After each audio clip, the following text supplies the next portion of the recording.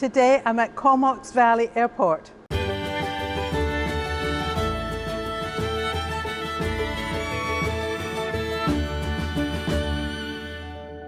People arrive at Waikiki, get the first impression of the Comox Valley, and what better way than art by local artists. Comox Valley Arts Council has cooperated with the airport to put on an excellent exhibit showing the essence and the spirit of Vancouver Island. Well, we're just so very proud of the art that's being shown on our walls. You know, when a passenger walks off that aircraft and they come in from Edmonton or from Calgary, especially in the wintertime, make no mistake about it, you've arrived on the West Coast, you've arrived on Vancouver Island. I mean, my sister, who's an artist, will give me a hard time for picking the art to match the furniture. But I'll say, as a layperson and not as an artist myself, we have a West Coast contemporary building. We're blessed with this terminal facility. It's a lovely West Coast feeling kind of place, and the artwork just brings that on in spades. And so typically, working with the folks in town to bring this kind of artwork out, you're stepping off a plane on Vancouver Island. You're not in Calgary anymore. You're not in Toronto. You're not coming in from Europe. And if you look around me, especially the artwork that really shows the natural beauty of this valley that we live in, I just think it's just a marriage made in heaven when we combine this artwork with this building and the spirit that's in this building. You know, we're small and we know each other and we work together every day, and it's a very, very pleasant place to work. And we kind of hope our passengers will feel that. So when you blend the sort of the emotions and the spirit of the staff who work here with the artwork, with the architecture, guess what? You've arrived on Vancouver Island when you step off that aircraft. You know it. How does your art welcome people to the Comox Valley? Well, one of the things people really enjoy when they come to the West Coast is beach walking, beach combing, and I also love that. So my representation is an assemblage piece, which I put together from bits and pieces of things that I've collected along the way, and put together to make a three-dimensional assemblage piece, which is more like a sculpture. And I think that welcomes people to do the same, you know, to walk along the beach, enjoy the scenery, enjoy the walk, the water, the sounds. You moved to the Comox Valley recently, so you have new impressions of the Comox Valley. Yes, yeah, I've been here about 3 years now, so it's a beautiful place. Like, coming from the prairies, it's totally different, of course. We've got all the water that we have here and the big trees. I love the trees. So there was a lot to inspire you when you got here? Yes, and I knew what it was like before I got here. I mean, I visited before and wanted to live here for probably since I was about 8 years old, actually, when the first time I visited out here. But yeah, it's been great.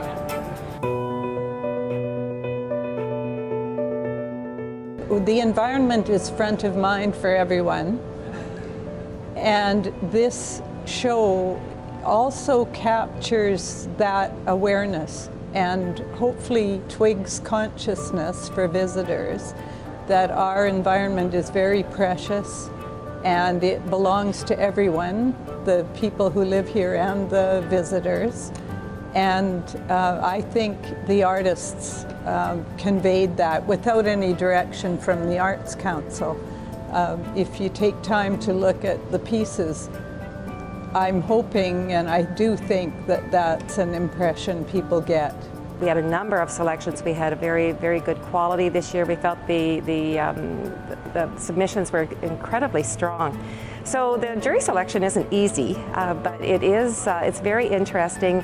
And being the person that is not artistic myself, I found it very, very enjoyable to sit with people who are artistic and get their side of things. And then I was able to also say, but this is what I like. This is what people are going to see when they come into the airport.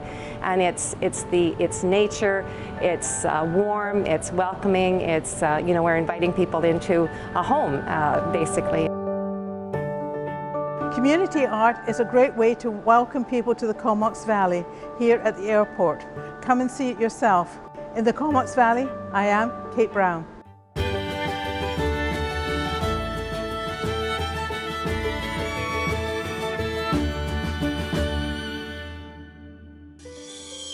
I think it's a shame when there's too many rules put on them. You got to do it this way, you got to do it that way. I think definitely stifles the artist's creativity, because once you start putting boundaries around someone, then where do you go?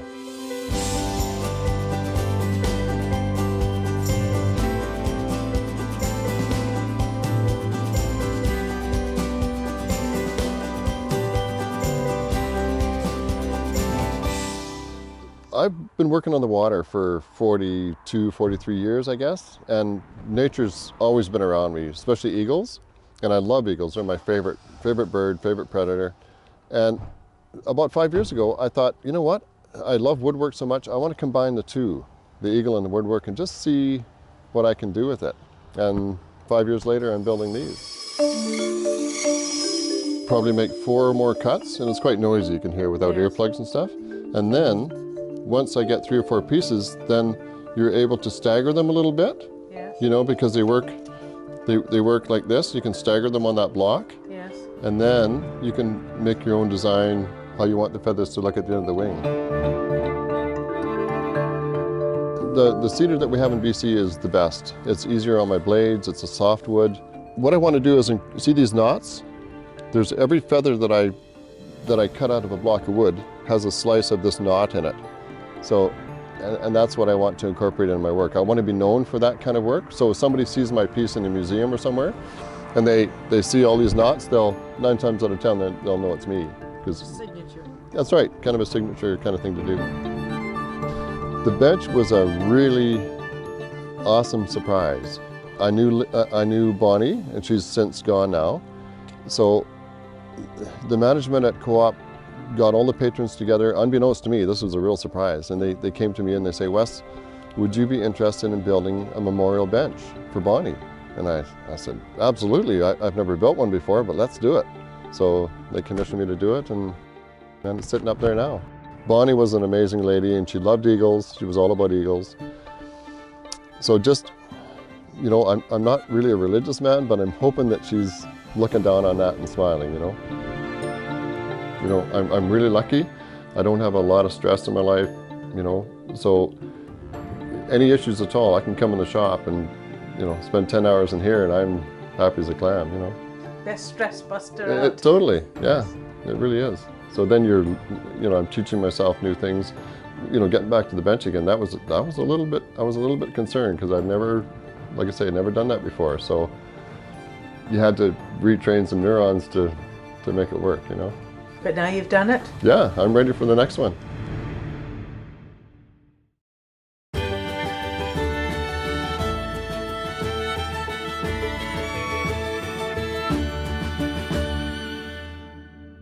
Mount Washington.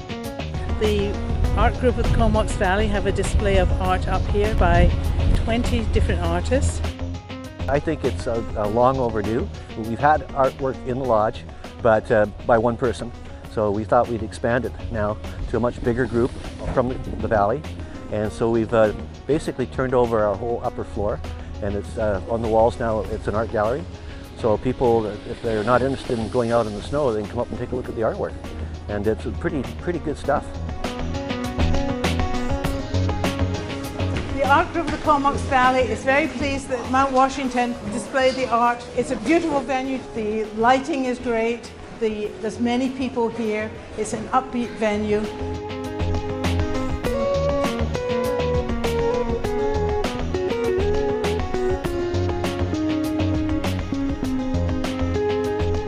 On Mount Washington, I'm Kate Brown.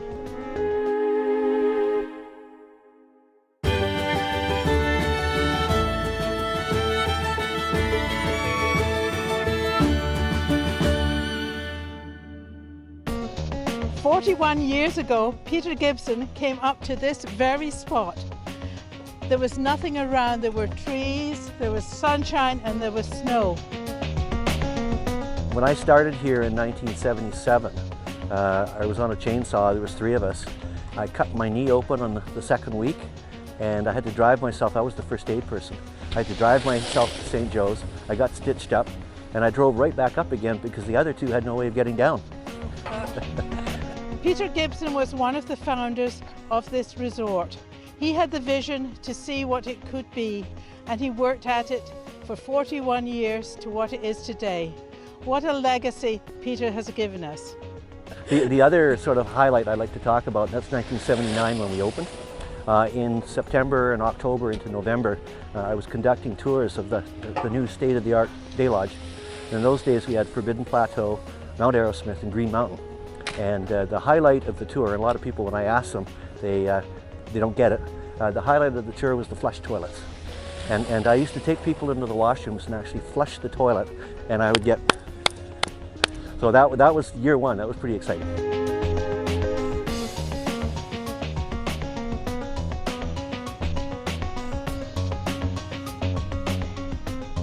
The equipment has changed.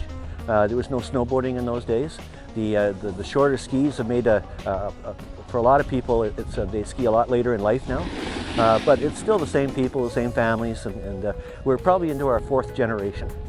After 41 years, Peter's retiring.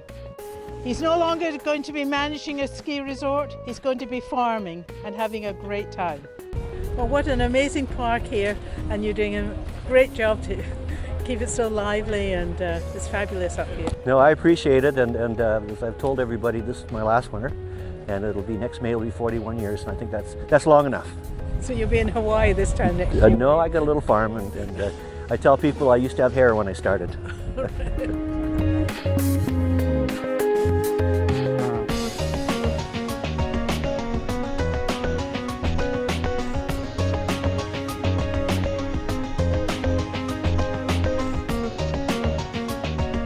On Mount Washington, I'm Kate Brown.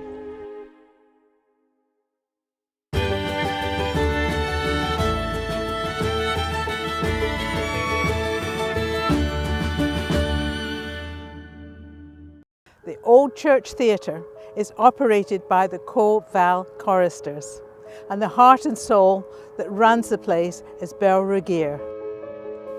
The acoustics are the best acoustics probably on the island. The Old Church Theatre was originally the Catholic Church, built in 1938. In the 90s it was renovated as a performing arts venue. Well, it was meant to be a preservation of the building, because it definitely is a significant building in the Comox Valley. And rather than have it bulldozed down, which might have been its demise, people decided to try to preserve it. So we worked with the Catholic community to buy it. We had to fundraise for various things. It wasn't just to purchase the building, but to renovate it. Because once it becomes new ownership, then your building code changes drastically, and so there was a lot of work had to be done on the building. The main company at this point is Co-Val Choristers, of course, and right now also Danette Bell's Love to Perform is here on a regular basis, and then other people may rent it. It could be the Festival of Performing Arts, it could be recitals, films, all kinds of weddings in particular.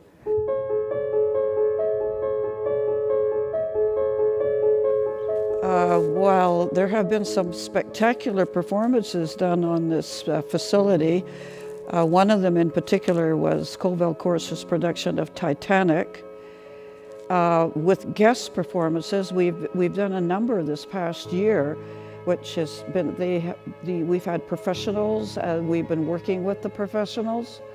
And this is Heather Burns, who's been a local girl, and we worked with her in the fall. We just came off of a concert with Glenn Montgomery from Montreal, who's a professional pianist. And we've been working with the professionals. They've taken a good interest in this building, love to perform here. And so in combination with other community performers, they have helped us fundraise.